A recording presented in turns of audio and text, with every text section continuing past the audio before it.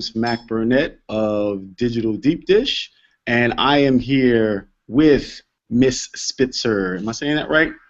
It's Spritzer. Spitzer! Whoa. Yeah, we don't want you to be confused with the other Spitzer. Yes, Spritzer. I wouldn't want that. So please introduce yourself. So my name is Courtney Spritzer, and I am the co-founder of Socialfly. Socialfly is a social media marketing and consulting agency in New York, and we work with a wide variety of industries, and we help businesses come up with social media strategies that are in line with their business goals. That's awesome. That's awesome. So how did you actually get started in social media, and where did you guys, where did you guys take it from to get to where you are now? I developed my interest for social media just growing up with social media in college, and then when I was working at American Express, they were becoming the social credit card at the time, forming partnerships with Facebook, Foursquare, Twitter. So I realized that social media was a valuable tool to help you grow your business. And at the same time, one of my really good friends, Stephanie Abrams, was looking for a business partner to launch a social media agency. So we started working on the side of our full-time jobs, taking on a few clients here and there, helping them build their social media, and then we eventually quit our jobs and started doing this full-time for over a year now. And our business has been growing, and we've been fortunate enough to work with some really great and amazing companies and watch their audience take off on social media. That is very cool. That is very cool. So today's topic is Facebook for business and Facebook contests. And I know you guys do a lot of this stuff, and I think that businesses have a hard time knowing where to get started online. And I think brand managers and I think digital marketers, digital strategists in general are challenged with how to set up contests and how to prove the ROI from those contests and monetize them and that kind of a thing. So say I'm a business and I'm going to launch on Facebook, where would somebody start, or someone comes to you, where would you advise that they start? We always recommend that the companies who we work with build a presence on Facebook. It's extremely important. It's the most popular social media site out there, and a lot of your customers are using Facebook every day, spending hours of their time each day on Facebook. So it's important to have a voice there and be able to communicate to your customers using Facebook.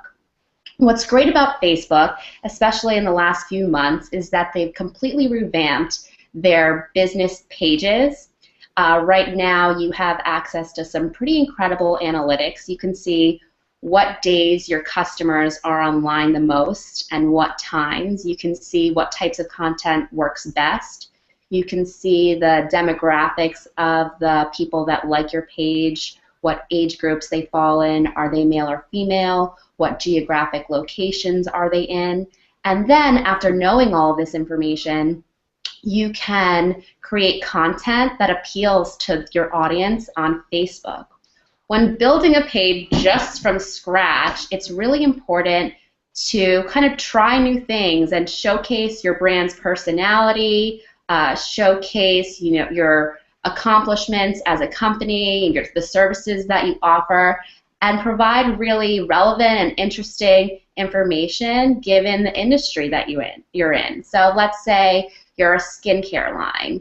It would be really important for you to talk about the different types of ingredients that are in your products, or the different types of things that people can do to de-stress, or the different types of ways you can use your products, or what celebrities are wearing them. People find that really interesting, and that's the type of content that gets shared.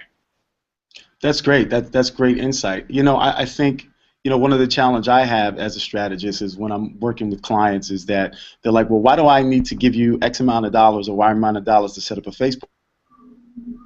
I can set up a Facebook page for free, and I don't think they really understand a lot of the metrics and the science that goes behind it, because what we do is one part art and one part science. So I think that so I've set up my Facebook page. I've started producing content. paid versus organic engagement, and how do you guys approach that or come up with a strategy to do that kind of thing? When we work with a new client, we'll always come up with different types of content we can post and test out. But what's really important, especially when you're building a page from scratch, is using Facebook advertising. We always recommend Facebook advertising to our clients. It's the best way to target people in your exact demographic. You can target people in a specific zip code who like certain things, who are a certain age, who graduated from college. You can get very, very specific and reach the exact people that you want to target. And what's great about hiring a social media strategist is that we have experience doing this, and we have success creating Facebook ads for other clients. We've worked with clients who said the exact same thing that you said: I can do this myself. And she tried to do it herself for about 6 months, and she ended up spending close to $11,000 and only got 600 likes. Wow. So that's a testimonial to, yeah, you can do it yourself, but you don't know the ins and outs and kind of the art of running Facebook ads, and you can end up wasting a lot of money in the long run when hiring someone would be more cost effective. Totally agree with you. Totally agree with you. So how do you prove that ROI, that return on investment for clients? Because they're like, okay, I'm going to give you X dollars, you're going to spend Y dollars on Facebook.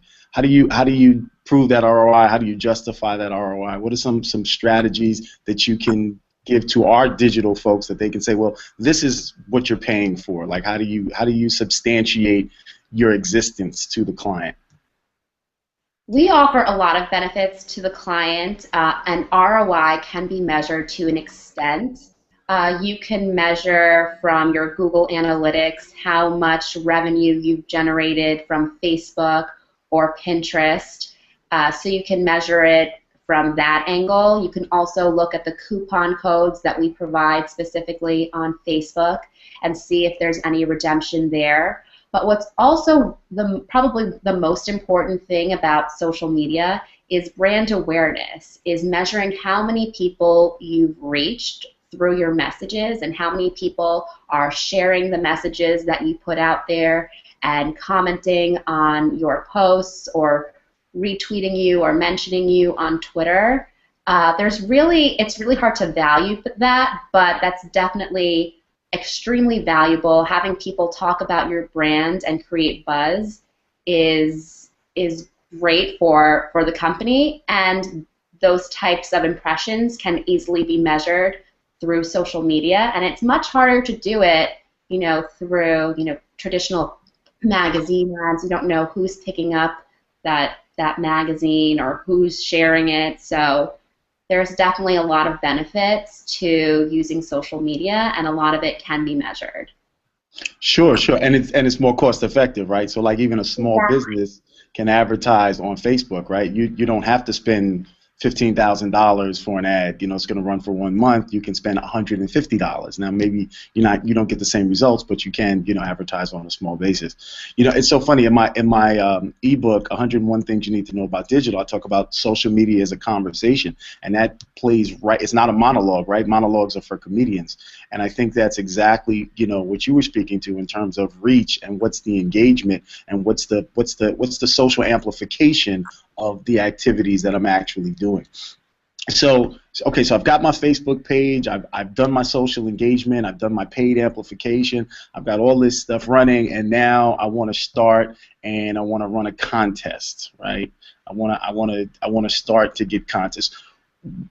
Where should I start with the contest, and what's the purpose of even running contests? Like, why would I even want to run a contest? A small business, medium-sized business, large business, why would I want to run a contest? We always incorporate contests into our social media strategy, and they're extremely important for not so obvious reasons, actually.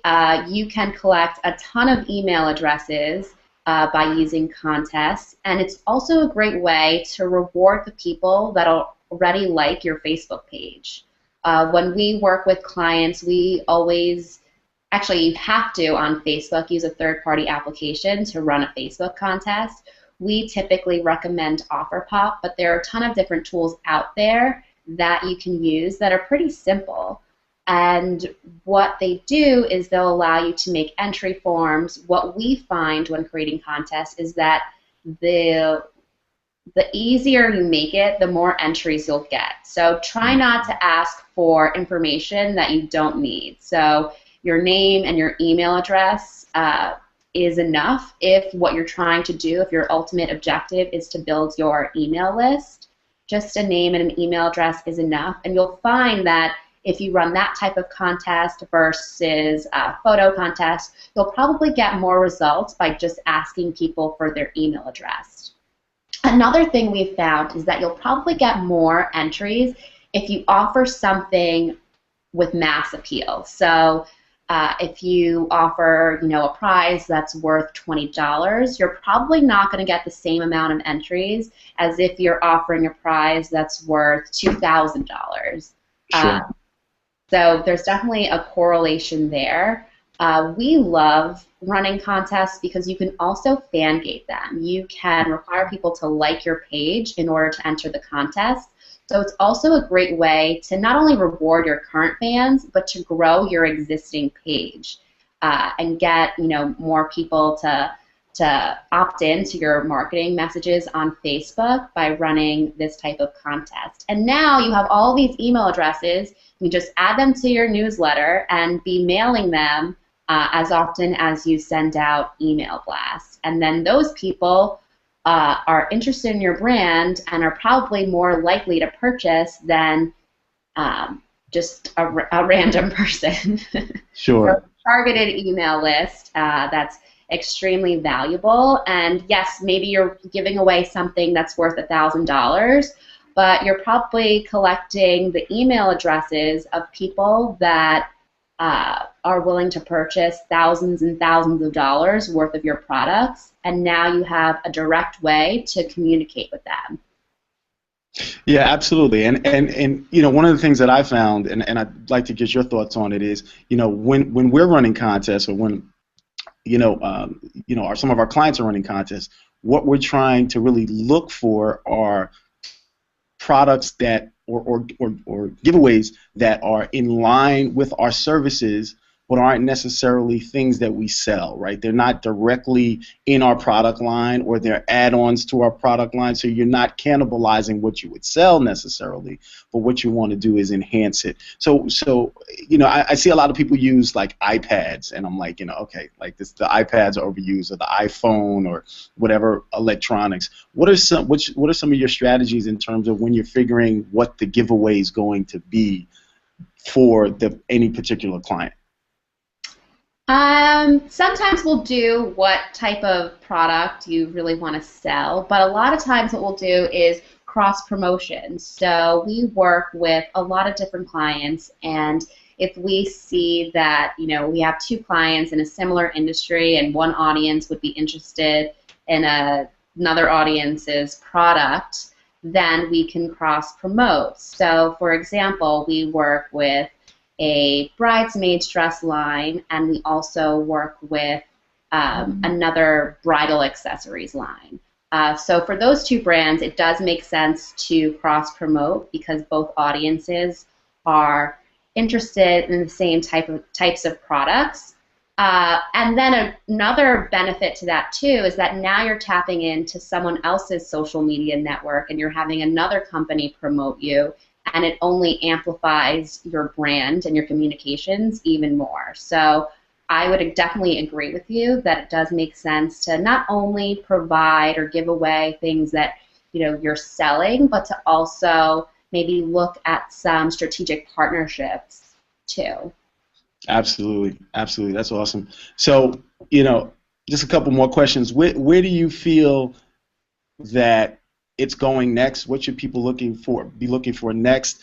And after they have all of this data and they've run all these contests, what should be their long-term strategy, 6 months, a year out? What should be some goals and some metrics that they should be looking at, some analytics that they should be looking at, KPIs and things? inside of the Facebook data, inside of your contest data? What should somebody be looking for, and where do you think like the whole thing is going? Sure. We always tell people that once you run a contest, you should actually just email the people that entered personally and thank them for entering the contest, and maybe offer them some sort of coupon code since they are now interested in your brand. Reward them for actually giving you the email address even though they didn't win the grand prize. So that's definitely something to look at. And then you can measure, okay, did any of these people actually redeem the coupon code? And then you can kind of put a value on the actual contest. Was there direct return on your money that you can see in this, short period of time? And again, a lot of it can't really be measured because you don't know what this person's going to buy down the road. But that's one way to look at it. Another thing to look at too, and we always give monthly reports to our clients, is how is your demographic or your target, the people that like your page, changing over time. A lot of times our clients will say, I want to target this type of person and this age group, but then after running contests or using the page, day after day, you'll find that you're attracting a different type of demographic. So then, in that case, it's really important to refine your content strategy and put out messages that appeal, or I guess you were putting out messages that appeal to that type of person because you're attracting them, but kind of revamp maybe your overall strategy because maybe now you're targeting someone that you weren't expecting. And then as far as KPIs to look for, I would just, always pay attention to how many people are liking your page, following you, but more importantly, how many people are talking about you. And I know just from experience that that number on Facebook can be kind of glitchy, but do pay attention to it. That's very true. And do pay attention to, the amount of people or the average amount of people that tend to be interacting with what you're posting each day. Pay attention to what resonates with people most. What we find too that really works, and we definitely encourage all of our clients to incorporate this into their strategy, is incorporate what's going on in the world and in pop culture into what you do day to day. Even, holidays. Piggybacking off of something that people are already talking about will only help people talk about your brand because they're already interested in, what's going on for Christmas or what Miley Cyrus did last night or what's going on with the government. So don't be afraid to tie in your brand and your personality and provide commentary on what's going on because even being controversial will help. Absolutely. Absolutely. Well, Courtney Spritzer, thank you so much for joining us on Digital on Air. Tell everybody where they can find you on the web. You can find me on the web at socialflyny.com. Or you can email me any questions you have at Courtney@socialflyny.com. Courtney Spritzer from socialflyny.com. If you need your social media managed, amplified, and knocked out of the park, give Courtney and Stephanie a call. They're good friends of mine. I definitely recommend them, and I appreciate them for supporting Digital on Air and everything we're doing. Courtney, thank you so much for coming out. Thank you, Mac. And you are watching Digital on Air. Listen, if you need to get a hold of us, you can go to digitalonair.com, Digital Deep Dish, and don't be afraid to subscribe and download my book, 101 Things You Need to Know About Digital, at digitaldeepdish.com/101. I am Mac Burnett, and I'll see you next week on the air.